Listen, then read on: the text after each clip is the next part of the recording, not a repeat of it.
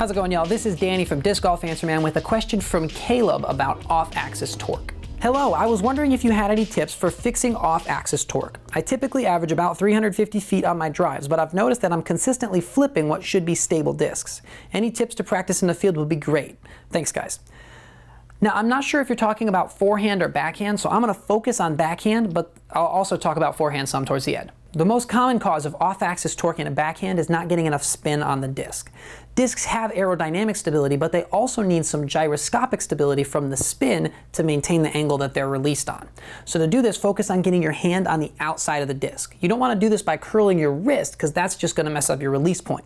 But if you use your elbow, get your elbow up high and get your hand on the outside, the act of your arm unfolding as you're throwing is going to put that spin on the disc. In forehand, the most common cause of off-axis torque comes at the release point. If you've played any other sport where you have to do a sidearm motion, chances are the habit is to roll your wrist. What this does is it puts some downward torque right at the release point on the disc, and it causes the wobble. So the first thing to check is your grip. Most people, when they just grab a disc, they put their fingers sideways into the rim like that. And the trick is to turn your fingers and put the pads of your fingers into the rim.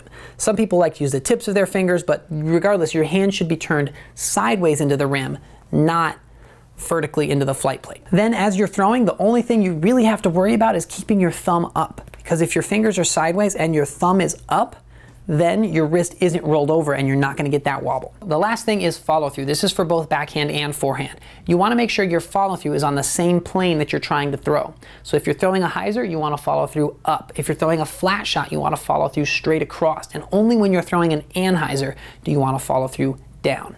All right, Caleb, I hope this helps. Otherwise, you could just hope they release a Stiletto Pro coming 2020. I don't know. Thanks for your question. If you have any questions, submit them to discgolfanswerman.com and they'll either answer them on the podcast or I'll answer them here in a video. Thanks for watching.